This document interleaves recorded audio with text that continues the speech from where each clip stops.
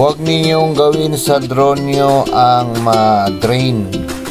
Huwag kayo magpalipad na sobrang layo. Ito po ang nangyari nung nagpalipad ng sobrang layo at naubos na ang battery. Kasi kusa siyang bababa, maglalanding siya.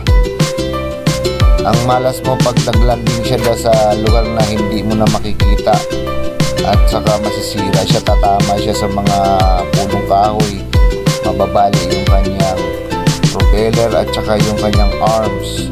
So iwasan ninyo na ang inyong drone ay masobrahan sa layo ang lipad para hindi siya mag-alanganin at makabalik pa siya sa iyong location.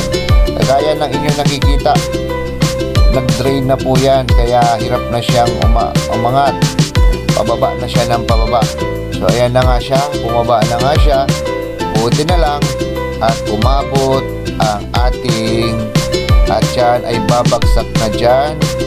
Iyan na nga mga lods, babagsak na, nagkamali pa. Iyo na. Patay, drain. Nag-drain na po siya dyan mga idol. Ayun.